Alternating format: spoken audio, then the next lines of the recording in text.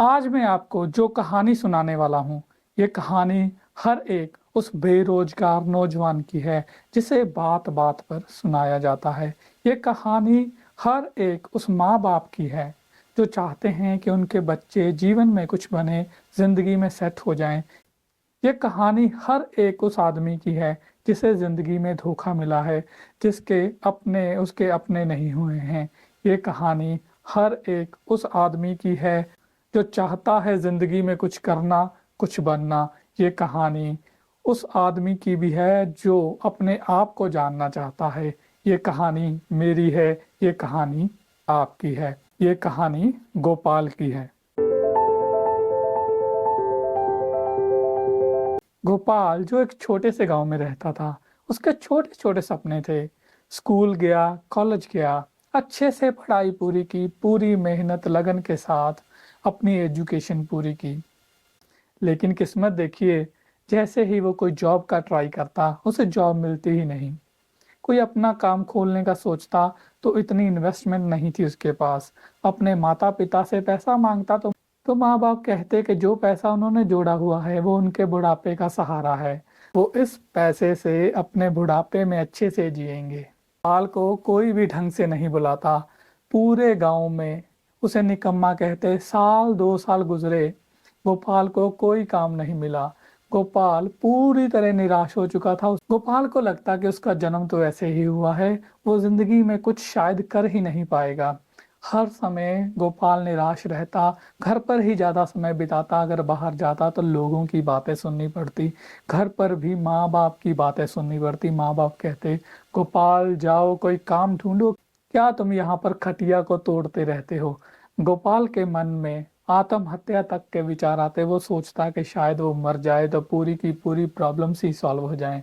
हमारे समाज की एक प्रथा है, अगर लड़के को काम ना मिले तो उसकी शादी नहीं होती है। लेकिन दूसरी तरफ अगर लड़की जो कि जॉब करना चाहती है, उसको जॉब ना मिले तो उसकी शादी जल्द से कर दी जाती है।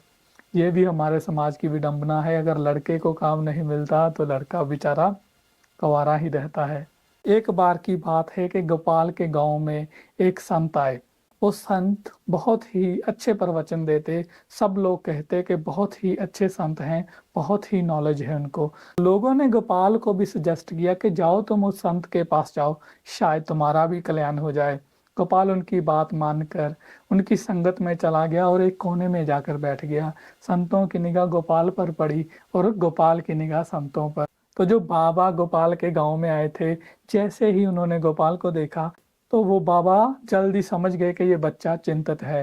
तो उनके मन में भी गोपाल से बात करने की इच्छा जागी और गोपाल ने जैसे ही उनको अप्रोच की तो उन बाबा ने गोपाल को अपने पास बुला लिया। बाबा ने गोपाल से पूछा कि बच्चा बताओ, मैं तुम्हारी क्या मदद कर सकता हूँ। गोपाल ने सिर झुकाए हुए बहुत ही निराश मन से धीमी सी आवाज से बाबा को कहा कि बाबा जी, मैं अपने जीवन से बहुत दुखी हूँ, दिल करता है कि मैं आत्महत्या कर लूं। तो बाबा कहते हैं कि मुझे अपनी असली समस्या बताओ कि तुम इतने दुखी क्यों हो। गोपाल बाबा को बताता है कि बाबा जी, मुझे जीवन में पढ़ाई के बाद कोई भी काम नहीं मिला। मैंने जगह जगह जॉब करने की कोशिश की, मुझे किसी ने नहीं रखा। मैंने बिजनेस के लिए माँ बाप से पैसे मांगे, मुझे वो पैसे भी नहीं मिले। तो बाबा गोपाल की तरफ देखते हुए थोड़ा सा मुस्कुराए और बोले कि गोपाल, ये तो कोई दुख नहीं हुआ, ये तो कोई प्रॉब्लम नहीं हुई, इसमें तो कोई आत्महत्या जैसे विचार आने वाली कोई बात नहीं है। मैंने कहा कि जाओ पास वाले शहर में जाओ, काम ढूंढो और तुम्हें जल्दी ही काम मिलेगा। जीवन में निराश होने की कोई बात नहीं है, ये कोई दुख की बात है ही नहीं। तो गोपाल ने ऐसे ही किया। गोपाल को लगा कि शायद बाबा की बात माननी चाहिए। वो शहर गया, उसने 2-4 बार ट्राई किया और उसे काम मिल गया। 5-7 महीने काम करने के बाद गोपाल ने थोड़ी सेविंग कर ली और काम भी सीख लिया। तो साल के अंदर अंदर ही गोपाल ने जो जॉब शुरू की थी वही अपना काम स्टार्ट कर लिया। तो गोपाल की किस्मत देखिए ऐसी चमकी, उसका काम दिन दोगुनी रात चौगुनी तरक्की करने लगा। गोपाल के पास इतना पैसा आने लगा, गोपाल को पता ही ना चले कि कहाँ संभालूं। गोपाल के बहुत से नए नए दोस्त बने। हर एक रिश्तेदार, हर एक गांव वाला गोपाल को प्यार से बुलाने लगा। गोपाल बहुत खुश रहने लगा। गोपाल की जिंदगी ही मानो बदल गई हो। गोपाल को लगने लगा कि वो दुनिया का सबसे सुखी इंसान है। तो गोपाल के मन में आया कि क्यों ना मैं बाबा के पास जाऊं, उनको कुछ देकर आऊं, उनसे मिलकर आऊं। जब बाबा गोपाल के गांव से गए थे तो गोपाल को अपना एड्रेस देके गए थे। तो गोपाल एक सोने की मोहरों से भरा हुआ घड़ा लेकर बाबा जी के पास पहुंचा। गोपाल बोला कि बाबा जी, मैं आपके लिए भेंट लाया हूं। मैं जिंदगी में बहुत खुश हूं, मेरा काम बहुत अच्छा चल रहा है, मेरा जीवन बहुत सुखमय गुजर रहा है, सभी मुझसे अच्छे से बात करते हैं, मेरे बहुत से दोस्त हैं, मेरे बहुत से रिश्तेदार हैं अब। तो बाबा ने कहा कि गोपाल, ये तुम्हारी सच्ची खुशी नहीं है, ये घड़ा भी मुझको नहीं चाहिए, ये अपना सोने की मोहरों वाला घड़ा जाओ उस वृक्ष जो सामने तुमको दिखाई दे रहा है उसके नीचे दबा दो, और गोपाल जाओ अपने काम में मगन रहो, सुखी रहो। बाबा ने ऐसा कहा और गोपाल ने वैसा ही किया जैसा बाबा ने कहा था और जाकर अपने काम में लग गया। हर कोई दुनिया में चाहता है कि वो अपने शहर का, अपने देश का सबसे बड़ा आदमी बने। तो गोपाल के मन में भी यही ख्याल आया। तो गोपाल ने सोचा कि क्यों ना वो अपने शहर का सबसे बड़ा आदमी बन जाए। तो इसके लिए उसने क्या किया, एक बड़ा बिजनेस करने की सोची। उसने अपने दोस्तों से, अपने रिश्तेदारों से, जिससे हो सकता था, पैसे उधारे लिए और एक बहुत ही बड़ा बिजनेस शुरू कर लिया। लेकिन ये बिजनेस गोपाल को वफा नहीं किया। इस बिजनेस में गोपाल को बहुत बड़ा नुकसान हुआ। गोपाल जो कि बहुत ही अमीर होता था, एकदम से गरीब हो गया। उसका बिजनेस दिन प्रतिदिन घटता ही गया। जो लोग गोपाल की सिफ्त करते थे, जो उसके दोस्त बने थे जब वो अमीर हुआ था, जिनसे गोपाल ने पैसे उधार लिए थे, अब वो गोपाल को अच्छे से नहीं बुलाते, गोपाल के पास आते, अपने पैसे वापस मांगते और गोपाल को धमकी देते और गोपाल को कहते कि अगर हमारे पैसे नहीं वापस किए तो हमसे बुरा कोई नहीं होगा। गोपाल की जिंदगी जैसे फिर से थम गई हो। गोपाल फिर उदास रहने लगा, फिर निराश रहने लगा। गोपाल बहुत दुखी हो गया। तो गोपाल को लगा कि जिंदगी फिर खत्म हो गई है। गोपाल उन बाबा के पास फिर जाता है। गोपाल कहता है कि बाबा जी, मैं बहुत दुखी हूँ, मेरे साथ ये हुआ है, मेरे दोस्त, मेरे रिश्तेदार जो मेरे अपने थे, कोई भी अब अपना नहीं रहा। तो बाबा जी कहते हैं कि ये कोई दुख की बात नहीं है गोपाल, जो तूने दोस्त बनाए थे, जो तूने रिश्तेदार बनाए थे, वो सब तेरे अच्छे समय के साथी थे। तुम्हारे दोस्त मित्र वही अच्छे मित्र होते हैं, वही अच्छे रिश्तेदार होते हैं जो दुख की घड़ी में भी तुम्हारे साथ रहें, जो कष्ट में भी तुम्हारे साथ रहें। तो बाबा ने बताया कि गोपाल, अच्छे दोस्त, अच्छे रिश्तेदार वही होते हैं जो हर समय तुम्हारा साथ दें, चाहे तुम दुख में हो, चाहे सुख में हो, चाहे तुम अमीर हो, चाहे गरीब हो। बाबा गोपाल को समझाते हैं कि गोपाल, वो तुम्हारे दोस्त नहीं थे, वो तो एक दिखावा था, वो लोग तेरी अमीरी के दोस्त थे, ना कि तेरे दोस्त थे। तो भूल जाओ, कोई बात नहीं गोपाल, जिंदगी नहीं रुकती, ये कोई दुख की बात ही नहीं है। गोपाल बाबा की तरफ अचंभित होकर देखता है। गोपाल सोचता है कि मैं इतना दुखी हूँ और बाबा कहते हैं कि ये तो कोई दुख की बात ही नहीं है, मेरा सब कुछ लुट गया। बाबा को लगता है कि कोई बड़ी बात ही नहीं है।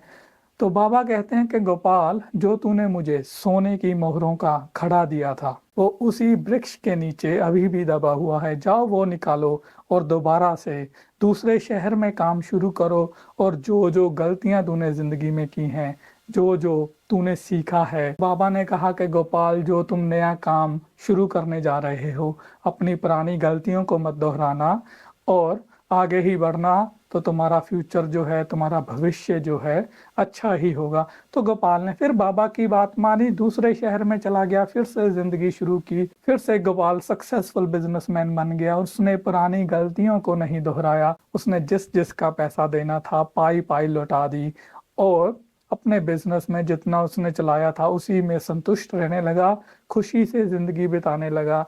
लेकिन फिर क्या होता है, कुछ ही साल बीते थे। गोपाल अपने माँ बाप से बहुत प्यार करता था। गोपाल के माँ बाप चल बसे। गोपाल का जो बड़ा लड़का था, जिसके बिना वो सांस भी नहीं ले पाता था, एक दिन बीमारी के कारण वो भी गोपाल को छोड़ के चला गया। गोपाल हर पल अपनी मौत को उड़ीकने लगा। उस गोपाल को लगा कि उसके जीने का अब कोई मतलब नहीं। जिनसे वो प्यार करता था, जो दुनिया में सबसे प्यारे थे, जिनके लिए वो दौड़-दौड़ के काम करता था, पैसा कमाता था, वो तो उसे छोड़ के चले गए हैं। अब उसके जीने का क्या मतलब?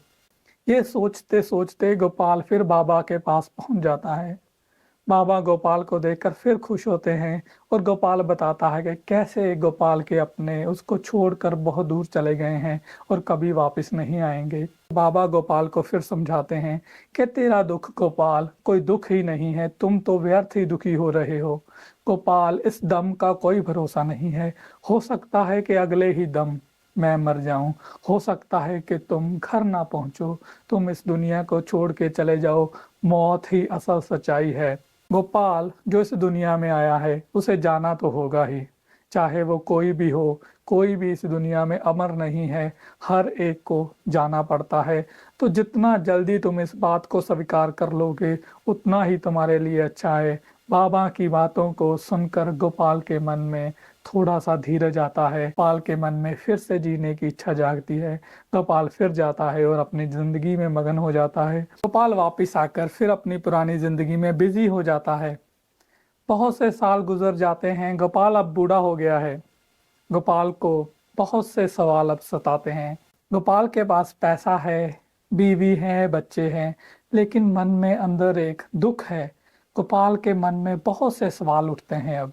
गोपाल सोचता है कि उसका जन्म क्यों हुआ, गोपाल इस दुनिया में क्यों है। तभी उसको फिर उस बाबा जी की याद आती है। तो गोपाल सोचता है कि क्यों ना एक बार जाऊं और देख कर आऊं कि बाबा जी शायद अब भी वहीं हो।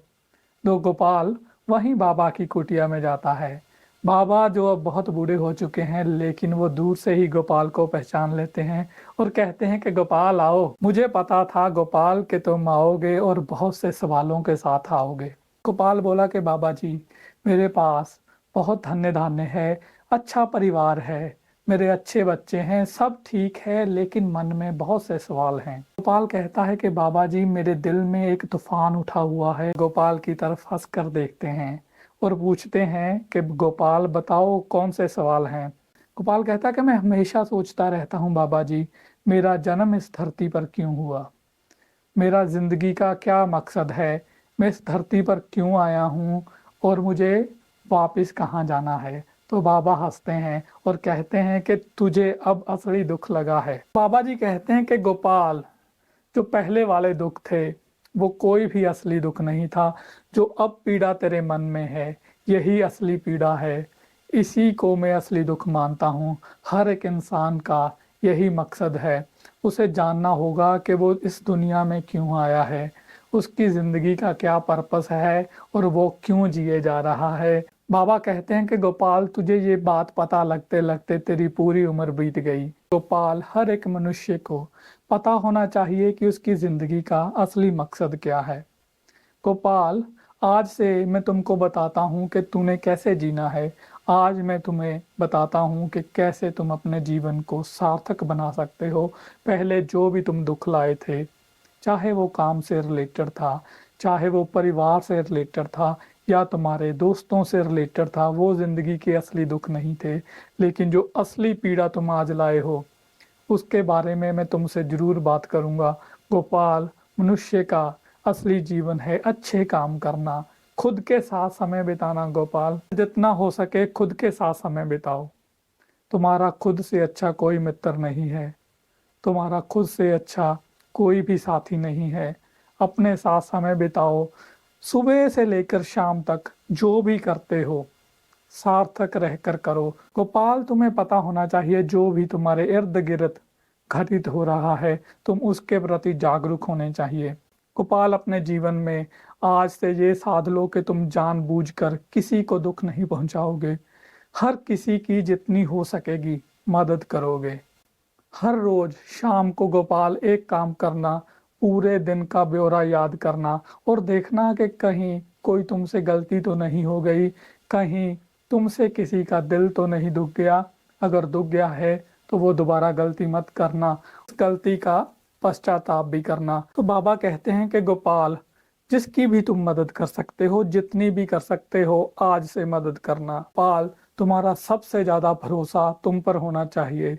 तुम जिस भी भगवान को, अल्लाह को, वाहिगुरु को, जिसको भी मानते हो, जो भी तुम्हारा इष्ट है, उसकी प्रार्थना में लग जाओ। 1 घंटा कम से कम अपने उस इष्ट को दो। गोपाल, तुम्हारा जीवन जो है सार्थक हो जाएगा। तुम्हें असली पीड़ा का पता चला है। तो इस कहानी में आपको यही समझाना चाहता हूँ कि हम सबको भी अपने जीवन का असली मकसद पता होना चाहिए। तो जो हमारे जीवन में छोटे मोटे दुख आते हैं, हमें उनसे घबराना नहीं चाहिए। जो हमारी ज़िंदगी का असली मकसद है, जो हमारी ज़िंदगी का असली गोल है, हमें उसकी तरफ बढ़ना चाहिए और अच्छे काम करने चाहिए। दोस्तों, इस कहानी में इतना ही। अगर आपको ये मेरी स्टोरी पसंद आई हो तो प्लीज़ लाइक और सब्सक्राइब किए बिना मत जाना। मैं आपको जल्द ही मिलूंगा नए वीडियो में। तब तक के लिए take care. Till then, good bye.